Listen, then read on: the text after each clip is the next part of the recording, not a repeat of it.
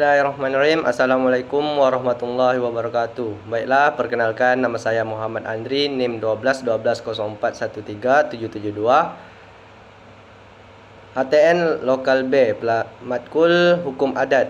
Di sini saya akan menjawab pertanyaan untuk menyelesaikan UAS semester 2. Soal yang pertama, sebutkan sistem kekerabatan, perkawinan, waris, dan penyelesaian masalah dalam masyarakat hukum adat Minangkabau, Melayu, Jawa, dan Batak.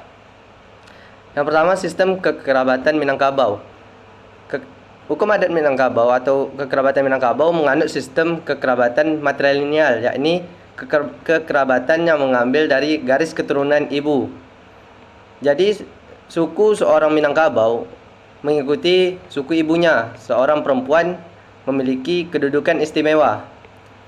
Berarti dalam perkawinan masyarakat Minangkabau berdasarkan tidak dibenarkan orang yang sekaum melakukan perkawinan meskipun sudah berkembangnya menjadi ratusan orang. Walaupun agama Islam sudah merupakan anutan bagi masyarakat Minangkabau, namun kawin sesama anggota suku masih dilarang oleh adat. Hal ini mengingat keselamatan hubungan sosial dan kerusakan keturunan. Demikian pula bila terjadi perkawinan sesama anggota suku, itu mempunyai akibat terhadap harta pusaka dan sistem kekerabatan matrilineal. Oleh karena itu, sampai sekarang perkawinan masih tetap dilakukan dengan orang di luar sukunya atau eksogami. Masyarakat Minangkabau memiliki dua jenis perkawinan. Yang pertama yaitu perkawinan ideal, yang kedua perkawinan pantang. Perkawinan ideal yaitu perkawinan antara keluarga dekat, yaitu keponakan, baik dari saudara laki-laki maupun saudara perempuan. Yang kedua, kawin pantang. Kawin pantang ini ialah kawin yang tidak dapat dilakukan. Contohnya seperti anak seayah dan anak seibu. Dalam masyarakat Minangkabau, sistem kewarisannya mengikuti garis keturunan ibu, sebab Minangkabau berbentuk matrilineal, sehingga anak dari baris ibu yang menjadi ahli waris atau dinamakan kemenakan.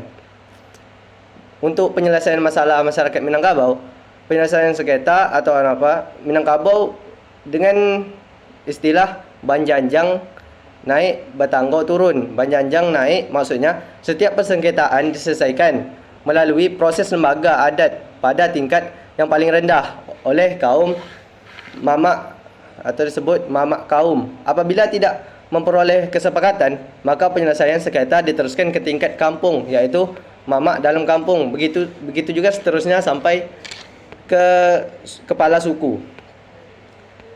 Yang kedua, masyarakat Melayu. Masyarakat Melayu menganut sistem kekerabatan parental atau sistem kekerabatan yang menarik dari keturunan dari kedua belah pihak, baik ayah maupun ibu.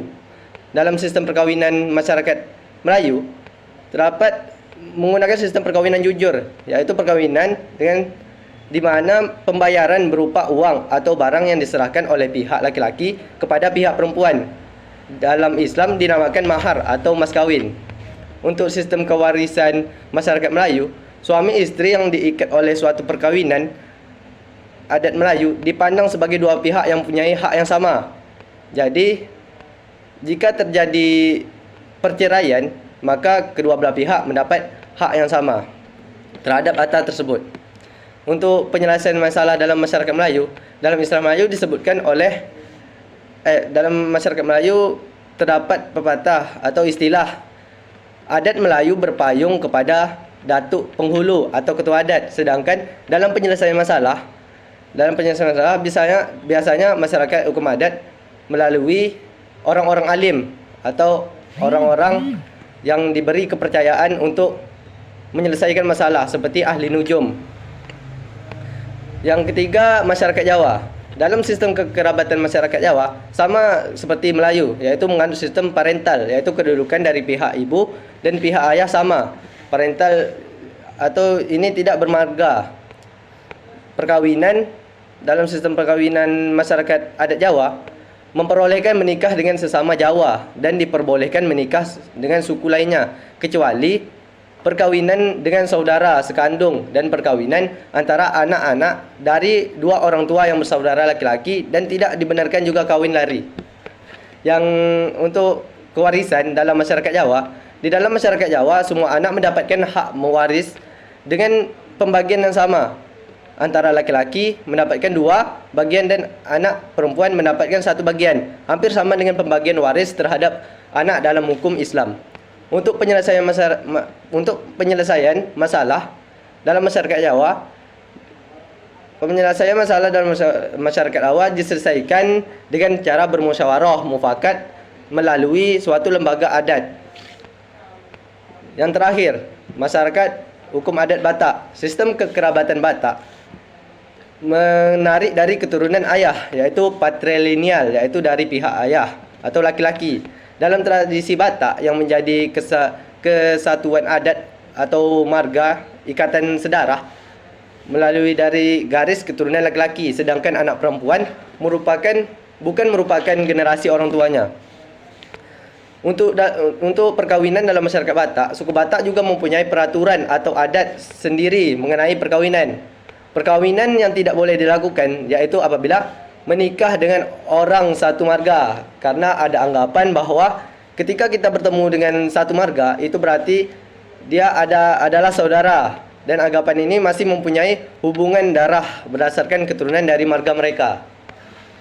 Dalam sistem kewarisan, sistem pewaris yang berlaku dalam adat Batak adalah sistem patrilineal, ya ini dari sistem keturunan berdasarkan garis keturunan laki-laki atau bapa. Konsekuensinya dari sistem patrilineal dalam pewarisan adalah anak perempuan bukan sebagai bagian dari ahli waris. Jadi anak laki-laki mendapat waris utuhnya, sedangkan anak perempuan mendapatkannya dengan cara hibah atau dari pihak orang tua ayahnya. Dalam penyelesaian masalah masyarakat hukum adat Batak, yaitu dengan cara bermusyawarah dengan dikumpulkannya sesepuh, alim ulama, atau disebut juga yang lain anak boru, harajan, bagas godang, dikumpulkan di rumah godang dan dilakukan secara bermusyawarah. Baiklah, soal nomor 2 tentang tahapan-tahapan dalam pernikahan hukum adat Minang, Melayu, Jawa, dan Batak. Yang pertama, tahapan pernikahan masyarakat hukum adat Minang. Yang pertama itu adalah marasek. Marasek merupakan tahapan pertama pada tata cara pernikahan adat. Pada proses ini, utusan dari keluarga pihak calon mempelai wanita akan mendatangi keluarga calon mempelai pria sesuai dengan adat istiadat yang menganut sistem kekerabatan matrilineal dari garis keturunan ibu. Yang kedua, meminang dan membimbang tando atau bertukar tanda. Jika mendapatkan hasil yang positif, prosesi selanjutnya pada pernikahan adat Minang pada masyarakat adalah meminang. Pihak keluarga calon mempelai wanita datang membawakan buah tangan untuk keluarga calon mempelai pria.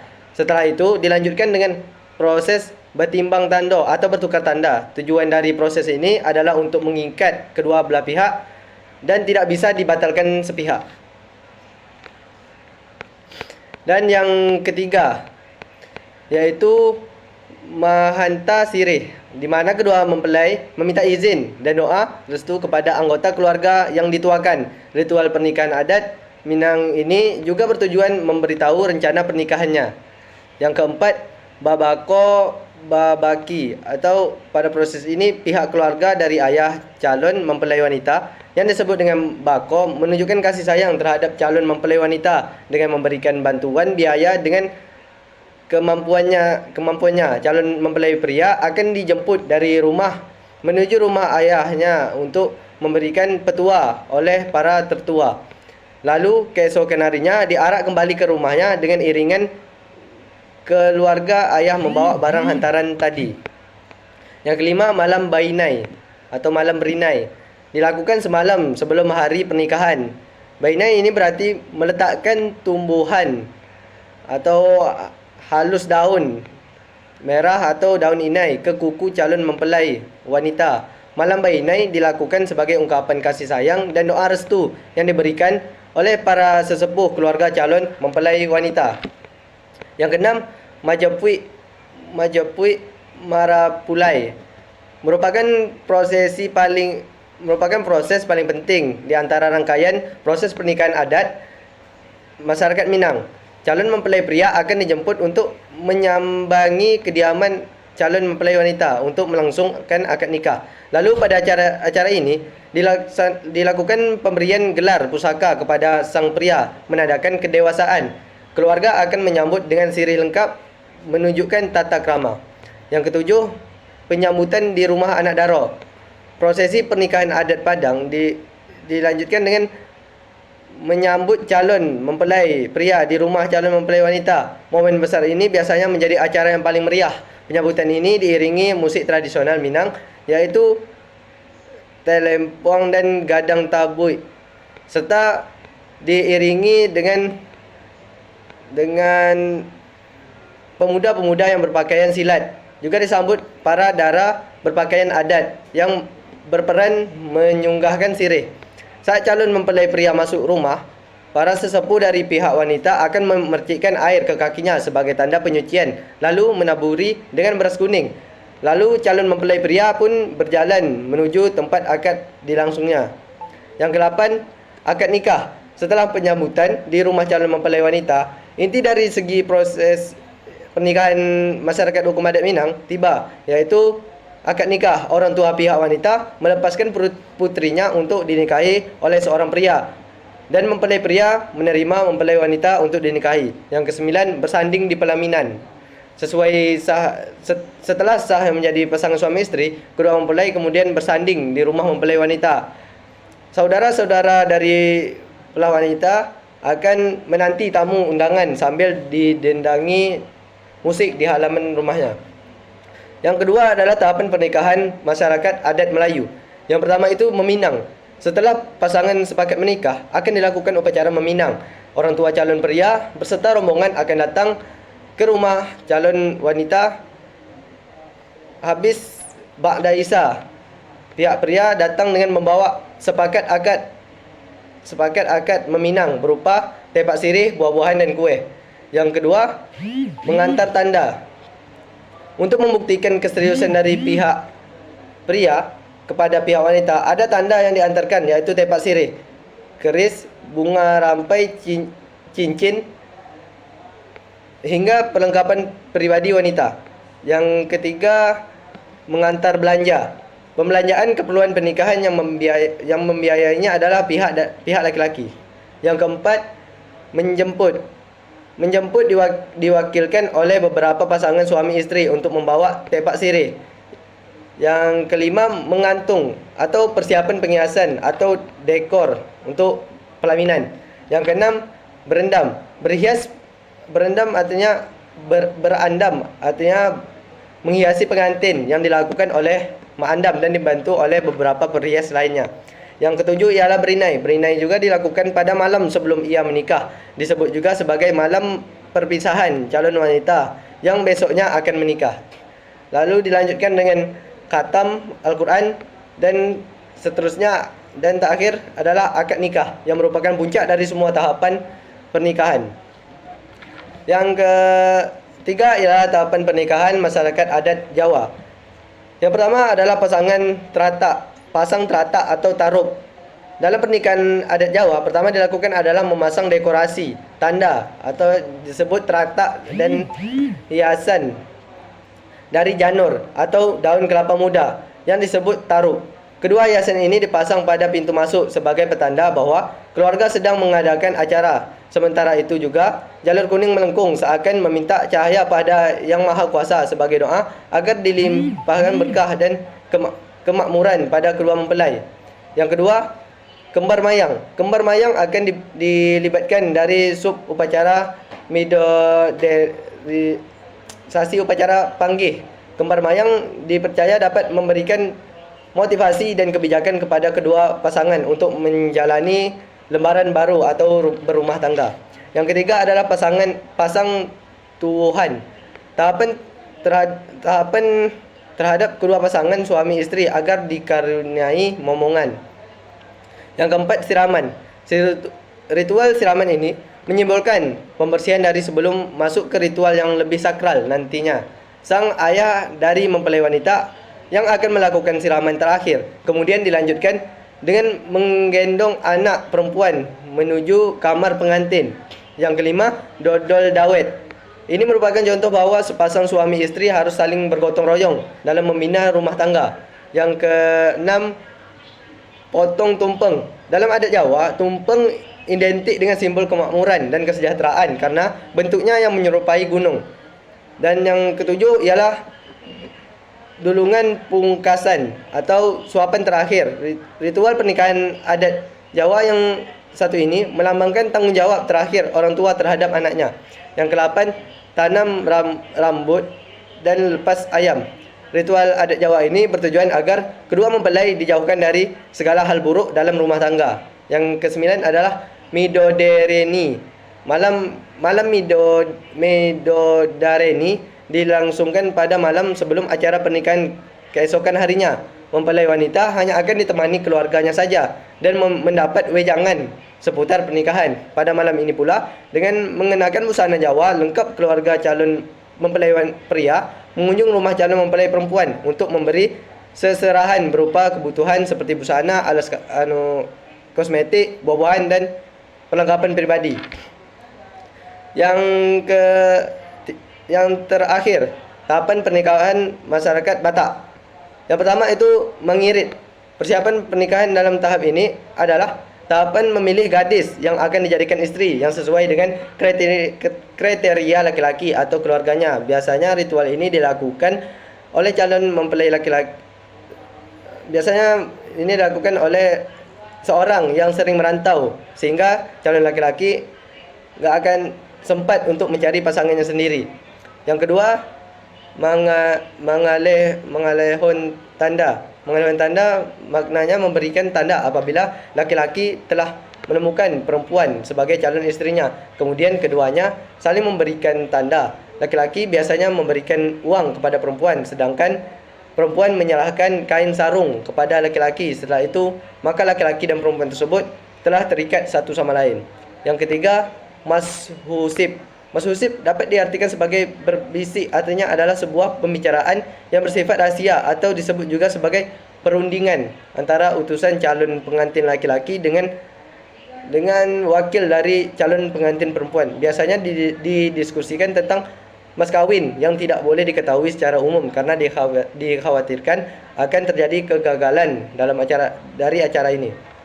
Yang keempat adalah martupol. Martupol bagi orang Batak atau Batak Toba tidak disebut juga sebagai acara pertunangan, tetapi secara harfiah martupol merupakan acara kedua pengantin di hadapan pengurus jamaat atau masyarakat keagamaan dalam janji untuk melangsungkan pernikahan. Yang kelima adalah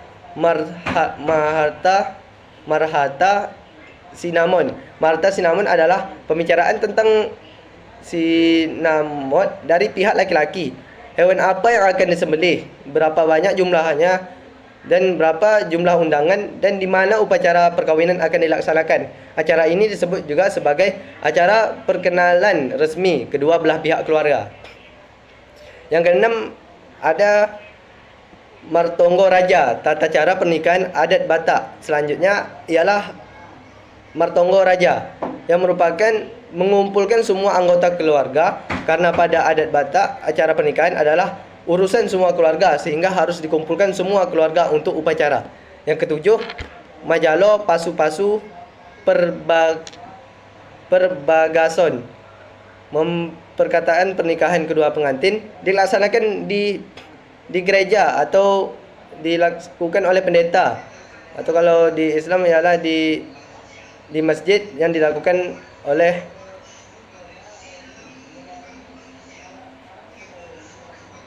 orang-orang alim. Setelah pemberkataan pernikahan selesai atau akad, maka kedua pengantin telah sah menjadi suami istri menurut masyarakat atau menurut hukum adat setempat. Yang kedelapan, merujuk alanon unjuk. Tak hanya pemberkataan dari petua adat atau yang menikahkannya. Kedua mempelai harus memperoleh pemberkataan dari seluruh keluarga juga, terutama orang tua.